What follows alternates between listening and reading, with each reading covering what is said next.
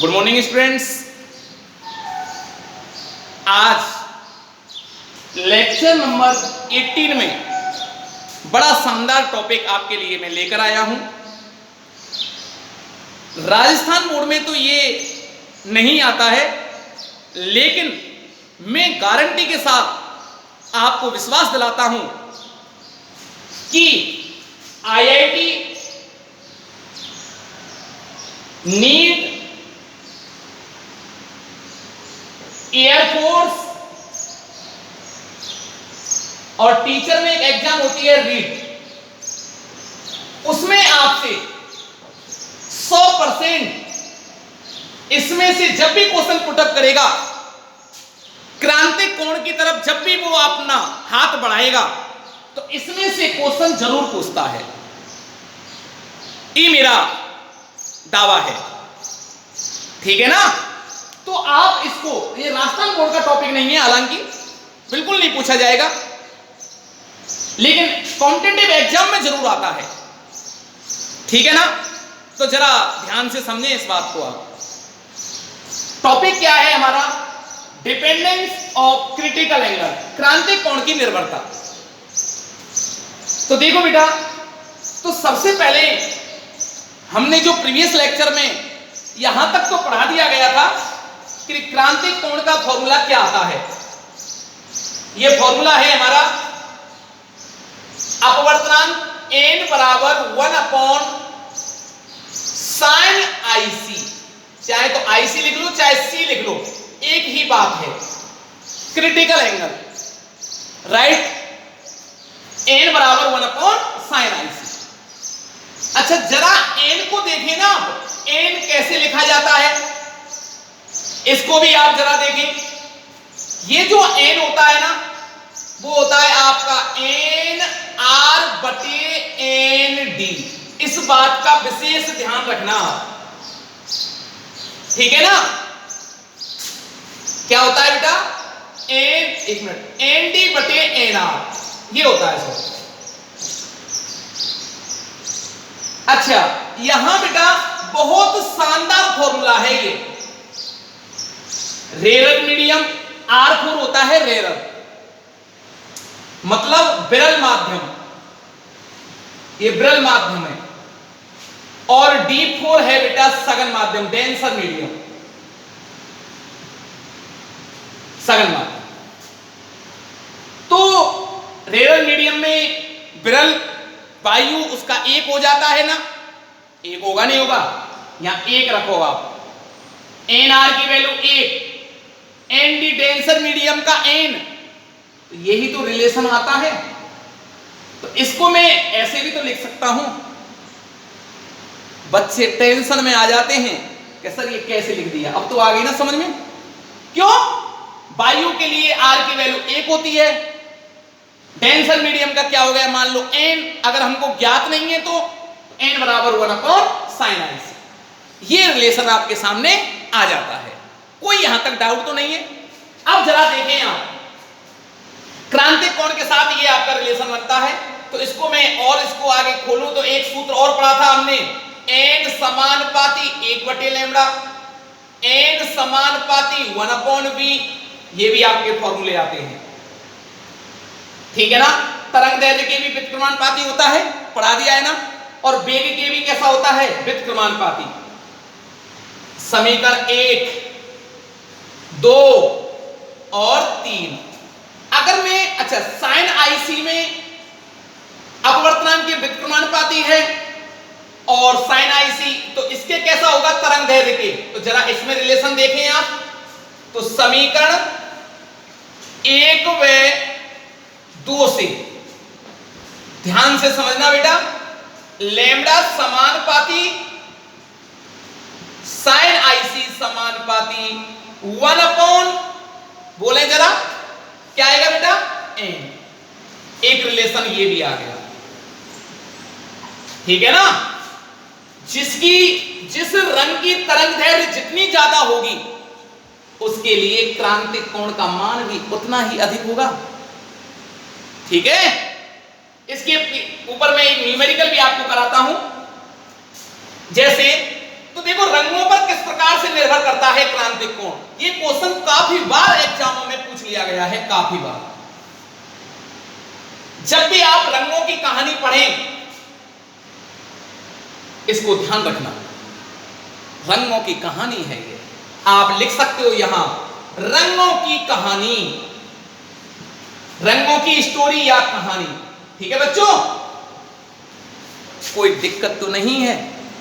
अब देखो बेटा, मैं एक एग्जांपल आपको यहां करा रहा हूं। ये एक सरफेस है जो दो माध्यमों को अलग कर रहा है। अब ये नीचे है डेंसर मीडियम और ऊपर है रेयर मीडियम। प्रकाश किरण यहां से आपतित हो रही है, डेंसर मीडियम से जा रही है, जहां टकराएगी वहां आपतन बिंदु पर अवलंब, ये अवलंब। अच्छा, अब देखें तो ये क्या हो जाएगी क्रांतिक कोण की स्थिति में, ये भी क्रांतिक कोण है आईसी, 90 डिग्री हो गई। ठीक है ना, ये रेड है। अब मैं ब्लू कलर की, ये मान लो ये ब्लू कलर की मैं आपतित करा रहा हूं, ये रेड रंग की है, तो इसके लिए भी क्रांतिक कोण 90 होगा, ये 90 साइन। अच्छा, थीटा का मान क्या है बेटा, यहां आर की वैल्यू क्या है 90। दोनों के लिए आर की वैल्यू, दोनों किरणों के लिए, दोनों रंगों के लिए आर की वैल्यू तो 90 है, लेकिन आईसी का मान अलग अलग है। तो आप यूं बताओ कौन से रंग के लिए आईसी मैक्सिमम होगा? आप या तो इस डायग्राम को देखकर देख लो, चाहे आप यहां से देख लो। जिसकी तरंग दैर्घ्य ज्यादा उसका क्रांतिक कोण ज्यादा। तो तरंग दैर्घ्य कौन से रंग की ज्यादा होती है बेटा? लाल की, लाल की ज्यादा होती है, इसके लिए क्रांतिक कोण भी ज्यादा है। देख लो आप, वॉयलेट ये तो होता है विवग्योर, विवग्योर। तो देखो बेटा, रेड रंग की इधर जाएंगे, लैम्डा इंक्रीज होगा और आईसी भी, या सी लिख लो, आईसी लिखा है, जो भी लिखा है आईसी भी इंक्रीज होगा, बढ़ेगा। तो ये क्वेश्चन ऐसे ओरल भी एयरफोर्स में काफी बार आ गया है। कौन से रंग के लिए क्रांतिक कोण मिनिमम होता है? बैंगनी रंग के लिए। रीट में ये क्वेश्चन पूछा गया था कि क्रांतिक कोण की वैल्यू कौन से रंग के लिए मैक्सिमम होती है? आर के लिए। आप दे सकते हो आंसर इसका, मुंह तोड़ जवाब दे सकते हो, आपके सामने सब कुछ है। ठीक है ना, तरंग दैर्घ्य ज्यादा, उसकी चाल भी ज्यादा। चाल भी कौन से रंग की ज्यादा होगी बताओ? रेड रंग की चाल ज्यादा होती है, तो क्रांतिक कोण भी तो ज्यादा होगा। क्लियर, कोई डाउट वाली बात नहीं है। आती है तो बता दो। ठीक है ना, तो रंगों पर निर्भरता, रंगों की कहानी आपकी समझ में आ गई होगी, बता सकते हो, कोई डाउट नहीं है। ठीक है ना, अब देखो नेक्स्ट क्वेश्चन आपके सामने। हाँ देखें, बहुत शानदार। रंग पर मैंने बता ही दिया, रेड के लिए तरंग दैर्घ्य अधिक होती है, बैंगनी के लिए कम होती है। ठीक है ना, तो क्रांतिक कोण भी लाल के लिए मैक्सिमम होगा और वॉयलेट के लिए, बैंगनी के लिए सबसे कम होगा। ठीक है ना, ये क्वेश्चन आ चुका है। ओके, मैंने अभी अभी बताया था आपको कि एयरफोर्स में ये क्वेश्चन पूछा गया था डायरेक्टली। थ्योरेटिकल क्वेश्चन आता है इसमें से, आप मुंह तोड़ आंसर दे सकते हो। पूर्ण आंतरिक परावर्तन टीआईआर की घटना में क्या होता है, किस प्रकार डिपेंड करता है? हम जानते हैं कि टीआईआर की घटना में, पूर्ण आंतरिक परावर्तन की घटना में क्या होता है बेटा? आपतन कोण का मान क्रांतिक कोण से थोड़ा सा ज्यादा होना चाहिए ना। बराबर पर तो क्रांतिक कोण की घटना होती है, अगर थोड़ा सा ज्यादा है पूर्ण आंतरिक परावर्तन हो जाएगा। आपतन कोण की वैल्यू जो क्रांतिक कोण से ज्यादा होती है। ठीक है ना, तो इस स्थिति में अगर मैं आपतन कोण निकालना चाहूं तो ये सूत्र आता है, ये ध्यान रखना। अब इसमें क्या आ गया? Sine inverse N R, R for rare medium, विरल माध्यम। ये कैसे आया जरा देखें, अभी अभी बताया था मैंने, एन बराबर N D upon N R बराबर 1 अपॉन साइन आईसी। बोलो बेटा, जिंदगी में गलती नहीं हो सकती इस फॉर्मूले से। आपको आईआईटी का कैसा भी क्वेश्चन हो, अगर इस पर पूछा गया है तो, और पूछा भी गया है काफी बार, देखो नीट में भी क्रांतिक कोण के बेसिस पर 2018 में क्वेश्चन आया था, ये डिक्टो बिल्कुल सेम टू सेम ऐसे पूछा गया था, ठीक है ना। अच्छा, एनडी अपॉन एनआर कैसे लिखा पता पड़ गया होगा। रेयर मीडियम का एक होता है, वायु होता है ना यहाँ रेयर मीडियम, वायु के लिए एक, तो एनडी का मान एन, ये लिख सकते हैं। उल्टा अगर मैं साइन IC बराबर लिखूं तो एनआर बटे एनडी हो जाएगा, ये वही तो है, एनआर बटे एनडी, ठीक है ना, कोई डाउट वाली बात नहीं होनी चाहिए। नीट 2018 में एक क्वेश्चन पूछा गया था कि ताप बढ़ाने पर क्रांतिक कोण घटेगा, बढ़ेगा, अपरिवर्तित रहेगा, और चौथा ऑप्शन और था। तो आप जरा देखें, जब मैं टेम्परेचर इंक्रीज करता हूं, ताप बढ़ाता हूं, ताप बढ़ाएंगे तो बताओ माध्यम पर क्या प्रभाव पड़ेगा। आप ऐसे समझो, एक आइस का टुकड़ा है, बर्फ है, ठीक है ना, इस समय ठोस है, जब मैं ताप गर्म करता हूं इसको तो ये पिघलने लग जाएगी, जल में बदल जाएगी। तो बताओ ताप बढ़ाया, माध्यम ठोस से क्या हुआ, ठोस से क्या हुआ, द्रव में बदला ना, लिक्विड में बदला ना। गर्मियों के समय में ये बहुत शानदार है, अभी मैं आपको इसके पूर्णांतरिक परावर्तन के एग्जाम्पल भी पढ़ाने वाला हूं, मरीच का, ठीक है ना। कभी कभार जब गर्मियों के समय में रेगिस्तान में ज्यादा देखने को मिलता है, मिराज कहते हैं जिसे, या मरीचिका कह लो हिंदी में, तो सड़क पर जैसे ही आप जाओगे ना तो काफी लंबी दूरी पर आपको जलाशय होने का भ्रम होता है कि देखो वहां आगे सड़क गीली हो रही है। जब आप अपनी गाड़ियों में कभी भ्रमण करने के लिए निकले, गर्मियों के दिनों की बात है, अभी गर्मी पड़ रही है, आप देख सकते हो, तो कुछ दूरी पर सड़क पर आपको जल का भरा होना प्रतीत होता है, या सड़क आपको गीली महसूस होती है। जब भी वहां पहुंचते हैं तो कुछ नहीं मिल पाता। इस दृष्टि भ्रम को ही हम मिराज कहते हैं, मरीचिका कहते हैं। मेन रोल इसी का है उसमें, ठीक है ना। अभी हम पढ़ाएंगे आपको इसके एग्जाम्पल भी। तो ताप बढ़ाने पर एन घटता है, अपवर्तनांक का मान घटेगा। अब देखो यहां पर मौसम ठंडा है, मौसम ठंडा है तो यहां की वायु कैसी होगी, ठंडी होगी। गर्मियों की बात करें, गर्मियों में क्या होता है, यहां जो वायु का घनत्व है कंपेयर टू ऊपर के कैसा हो जाएगा, कम हो जाएगा, विरल वायु हो जाएगी, ऊपर थोड़ी ठंडी होगी। किसके कारण हुआ ऐसा, ताप के कारण। क्लियर, कहने का पर्पज है कि ताप बढ़ाएंगे तो पहले जो मीडियम था उससे भी उसका घनत्व कम हो जाएगा, और घनत्व कम हो जाएगा तो पहले के कंपेयर में वो माध्यम कैसा हो जाएगा, विरल हो जाएगा, ठीक है ना। अभी मैंने बताया था जैसे ठोस का, बर्फ का टुकड़ा, आइस का टुकड़ा रखा हुआ है, ठीक है। अब देखो, और जल भरा हुआ है नीचे, तो जल कैसा है इसके कंपैरिजन में, जल तो है कैसा, विरल, और बर्फ जो आइस का टुकड़ा है वो कैसा है, सघन। अब मैंने टेम्परेचर दे दिया, अब पूरा ये क्या हो गया, पिघल गया, अब पूरा जल ही जल बन गया, अब एक ही मीडियम हो गया। अब पहले किसका व्यवहार कर रहा था, ये ठोस बर्फ का टुकड़ा सघन माध्यम की तरह, ठीक है ना, ये ध्यान रखना। तो ताप बढ़ाने पर घनत्व का मान, अपवर्तनांक का मान क्या होता है, घटता है, घनत्व भी घटता है, और क्रांतिक कोण का मान बढ़ता है, ठीक है ना। इसी लाइन के ऊपर, इसी लाइन के बेसिस पर कुछ मैंने आपको क्रांतिक कोण डिफाइन कर रहा हूं, इनको आप लर्न करना, याद रखना है। फॉर गिलास और एयर, गिलास और एयर के लिए देखें, गिलास का कितना होता है बेटा, 1.5, एयर का कितना आता है 1। इस पेयर के लिए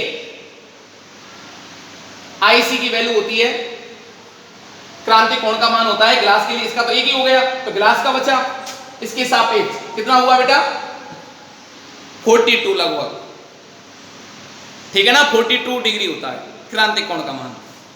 अब देखो ग्लासियम वाटर में 1.33, इसका भी एक हुआ 1.33, बढ़ा के घटा, घटा, अच्छा ये घट रहा है तो क्रांतिक कोण बढ़ेगा। देखो ग्लास से वाटर में गई, अपवर्तनांक घटा और एन घटता है तो आईसी बढ़ता है, आईसी बढ़ता है, क्लियर हुआ, ये घट रहा है, एन का वैल्यू घटी और एन घटा क्रांतिक कोण बढ़ा, ठीक है ना।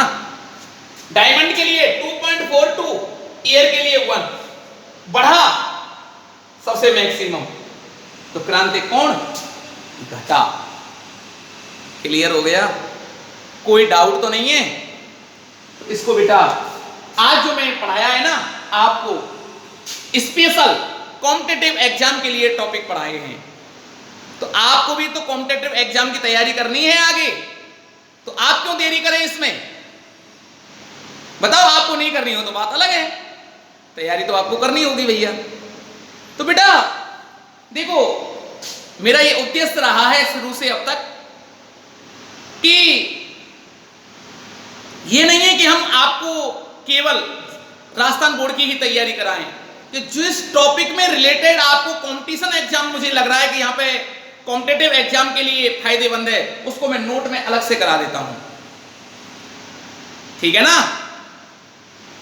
अब देखो आप, तो इसको आप ढंग से आप रिवाइज कर लेना बेटा, ठीक है ना, बार बार इस चीज को ढंग से देखना है, कोई डाउट वाली बात नहीं है। और मैंने एक बात और बताई थी आपको कि हमारे पढ़ाए हुए में से काफी स्टूडेंट्स, जब भी आप मुझे मिलोगे ना मैं आपको बताऊंगा, कहावत भी तो है हिंदी में कि प्रत्यक्ष के लिए प्रमाण की आवश्यकता नहीं होती।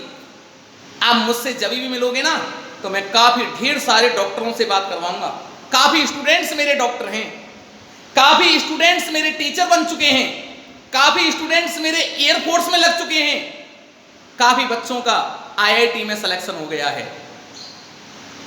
किसकी बदौलत, फिजिक्स की बदौलत। जिस बच्चे की फिजिक्स स्ट्रांग है ना भाई साहब, वो इस सफलता के पथ को नहीं छोड़ पाएगा, 100% उसको सफलता मिलेगी। और मेन चीज जो होता है ना सिलेक्शन से दूरी रखने वाला सब्जेक्ट, वो फिजिक्स ही है। क्यों, बच्चे रटते हैं, बच्चे ध्यान नहीं देते कॉन्सेप्ट को, ओके। इस बात इसीलिए फिजिक्स स्ट्रॉन्ग करनी है तो आप मुझसे जुड़े रहें, पूरी फिजिक्स को पढ़ें, आपका एक एक कॉन्सेप्ट बहुत शानदार तरीका से क्लियर हो जाएगा, ठीक है बेटा, इसलिए आप ध्यान रखें इस बात के लिए। हाँ अब देखो ये मैंने आपको पढ़ा दिया, अब एक बात और बता रहा हूं, वो भी इस कंपटीशन एग्जाम में आती है, इसको मैं मिटा देता हूं, साफ कर दूं।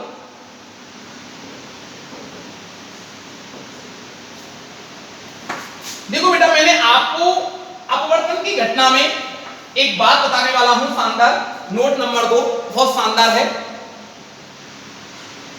ये अपवर्तन की कहानी, अपवर्तन की कहानी है, ठीक है ना, स्टोरी ऑफ रिफ्रैक्शन। क्या है ये बेटा, दो माध्यमों को अलग करने वाली पृथक्कारी सतह है, ये वाली पृथक्कारी सतह है। अब कोई प्रकाश किरण ऐसे तिरछी आपतित हो रही है इसके पास, जहां टकराएगी वहां कौन सा बिंदु, आपतन बिंदु, आपतन बिंदु पर क्या बनेगा, अविलंब, ये अविलंब हो गया, ये आपतित किरण हो गई, ये प्रकाशिक सघन माध्यम है, अपवर्तनांक, अच्छा सघन माध्यम को क्या लिख देंगे, डेंसर मीडियम एनडी, और ये एनआर, प्रकाशिक ब्रल माध्यम, ब्रल से सघन में जाती है तो अवलंब की ओर झुक जाती है, ये झुक जाएगी। ये कोण I, ये कोण R। क्लियर है? कोई डाउट तो नहीं है? यहां चाल इसकी B है, मान लो लैम्बडा है, तरंगदैर्घ्य लैम्बडा है, तीव्रता I है और आवृत्ति न्यू है। ध्यान समझना अपवर्तन की कहानी। जब ब्रल से सघन में जाती है ना, एक मीडियम से दूसरी मीडियम में जाती है, तो ध्यान रखना अपवर्तन की घटना में सब कुछ बदल जाता है। क्या बोलना है? सब कुछ बदल जाता है, केवल एक चीज नहीं बदलती, वो कौन है? आवृत्ति। मेरे साथ बोलो, सब कुछ बदल जाता है, एक क्वांटिटी नहीं बदलती, वो कौन सी है? फ्रीक्वेंसी, मींस आवृत्ति। चाल भी बदलेगी, बी डैश। चाल में परिवर्तन के कारण ही तो अपवर्तन होता है, तो चाल तो बदलनी पड़ेगी। तरंगदैर्घ्य भी बदलेगी, लैम्बडा डैश। इंटेंसिटी भी बदलेगी, आई डैश। तीव्रता कुछ कम नहीं हो जाएगी भाई? जिस मीडियम में होकर जा रही है तो वो मीडियम उसको अवशोषित तो कर लेगा, इंटेंसिटी को, उसकी को, तीव्रता को अवशोषित तो करेगा ना, तो तीव्रता भी कम होगी। लेकिन एक चीज नहीं बदलती, वो कौन है? उसको ढूंढो आप, उसको ढूंढो, पकड़ो, वो है आपकी आवृत्ति। ये कभी भी नहीं बदलती। न्यू डैश बराबर न्यू। क्यों? क्यों नहीं बदलती? ये स्रोत का गुण है। ये कहानी को ध्यान रखना, ये सोर्स की प्रॉपर्टी है, ये स्रोत का गुण है। अगर आप सोर्स को बदल दिया तब ही चेंज होगी। मान लो मेरे रेड रंग का प्रकाश मैंने आपतित कराया, रेड रंग का, चाहे आप रास्ते में कितने भी अवरोध लगा लेना, मुझे रेड रंग का प्रकाश ही अवगत होगा। क्या प्रकाश बदल जाएगा? प्रकाश का रंग बदल जाएगा क्या? मान लो यहां रेड रंग का प्रकाश है, एक टॉर्च लगा दी नहीं मैंने यहां, ठीक है ना? एक कैसे रंग की टॉर्च है बेटा? रेड रंग की टॉर्च है। ओके, अब मैंने बीच में एक बर्फ की सिल्ली रख देता हूं। अब देखो उस प्रकाश को, कैसा प्रकाश नजर आएगा? रेड ही तो नजर आएगा। क्या रंग बदल जाएगा? दो सिल्ली रख दो, अब देखो उसको। तीन रख दो, अब देखो उसको। रेड रंग का प्रकाश ही नजर आएगा बच्चों, रेड रंग का ही प्रकाश होगा। रंग तो नहीं बदला, और रंग नहीं बदला तो आवृत्ति भी नहीं बदलेगी, क्योंकि आवृत्ति हमेशा स्रोत का गुण होती है। तो ये ध्यान रखना बेटा। अपवर्तन की घटना में, यहां लिख दें अपवर्तन की कहानी में, अपवर्तन की कहानी में हमेशा हमेशा हमेशा हमेशा चाल, तरंगदैर्घ्य, तीव्रता बदल जाती है, जबकि आवृत्ति सेम रहती है। बताओ कैसा लगा आज की क्लास? आपको कैसी लगी? सब कुछ समझ में आ गया ना? कोई डाउट तो नहीं है? बहुत अच्छा। आज के लिए इतना ही काफी। Thank you.